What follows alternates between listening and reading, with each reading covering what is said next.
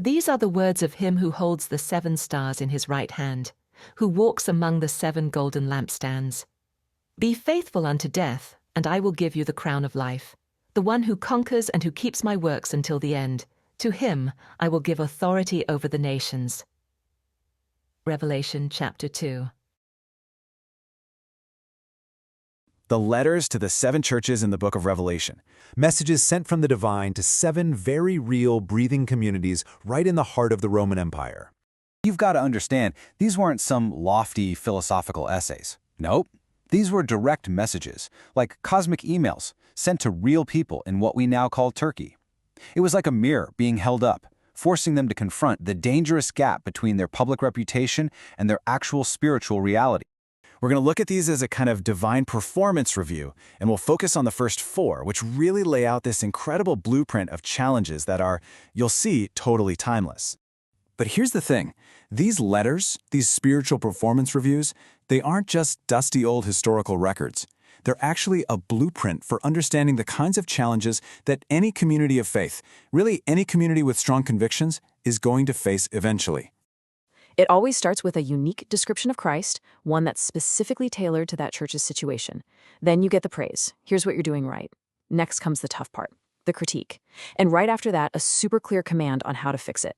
It all wraps up with a powerful promise for those who overcome, and a final call for everyone everywhere to listen up. This structure makes these incredibly dense letters surprisingly easy to follow. The other key piece of the puzzle is this central metaphor, the lampstand.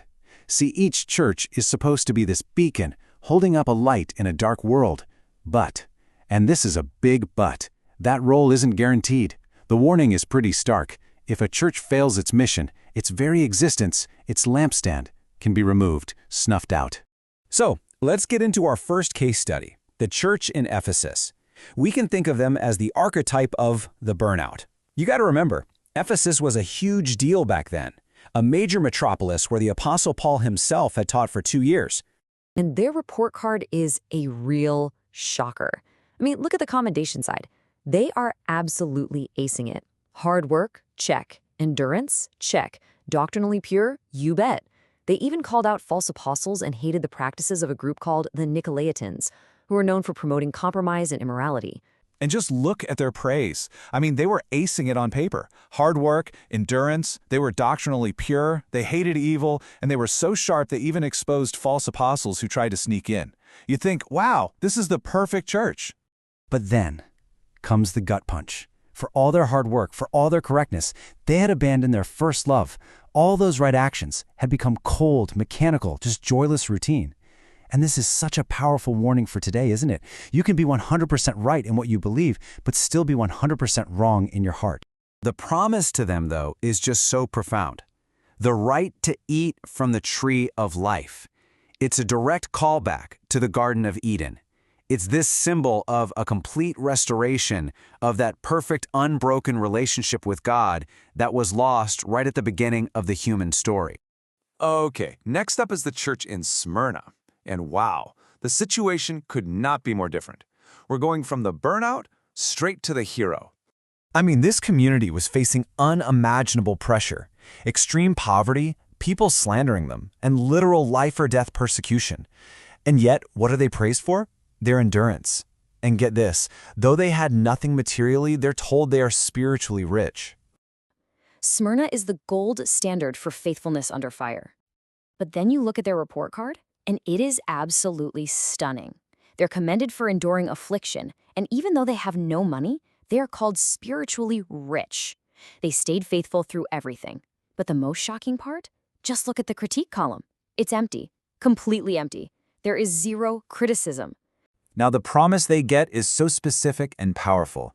Their city, Smyrna, was famous for its Acropolis, a ring of beautiful buildings on a hill that was known locally as the Crown of Smyrna. So when Jesus promises them a crown of life, it's not some generic phrase. It's a direct promise of an eternal victory that would make their city's famous crown look tiny in comparison. On to our third church, Pergamum. Now, this community was in a really, really tough spot. Their city is described in the letter as the place where Satan has his throne.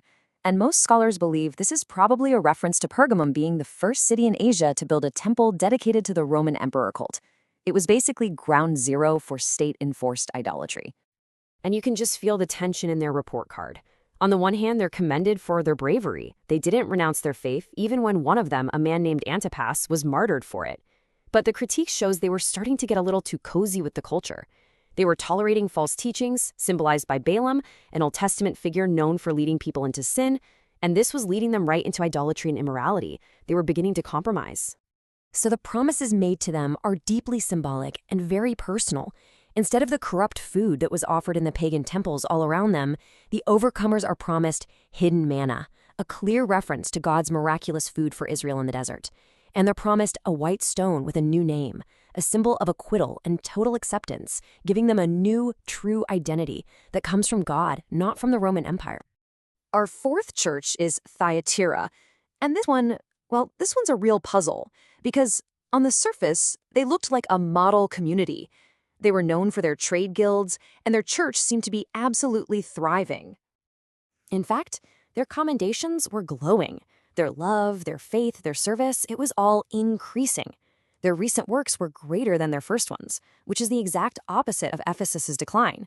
But, and this is a huge but, their critique was fatal tolerance. They were allowing a false teacher, symbolically nicknamed Jezebel after the wicked queen from the Old Testament, to operate right in their midst, openly leading people into sin and idolatry from inside the church itself. And this distinction is so crucial. Pergamum's failure was compromise with the outside world. Thyatira's failure was tolerance of corruption on the inside. You see, one is a slow erosion of your boundaries from external pressure. The other is letting poison grow right in your own house. It shows that threats to a community's health can come from both without and within. For those who resist this internal corruption, the promise is just cosmic in scale. They're promised a share in Christ's authority over the nations, which is a direct quote from Psalm 2. And they're given the Morning Star, a messianic title that connects all the way back to Old Testament prophecy, which we later learn is the title for Christ himself. So, what do we take away from these first 4 divine report cards?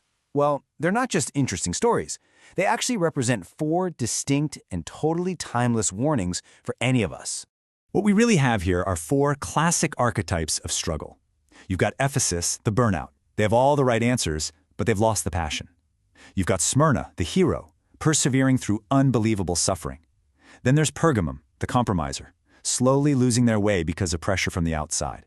And finally, Thyatira, the tolerant, ignoring the danger that's festering on the inside. And here's the crucial point, right? These aren't just ancient problems, they are fundamental challenges.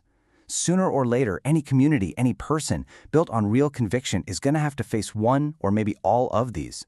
Which brings us to the final thought. These letters aren't just records, they're meant to be mirrors. So as you look at these 4 archetypes, which one rings a bell for you or for your community? What praise would be on your report card? And maybe more importantly, what would the critique say?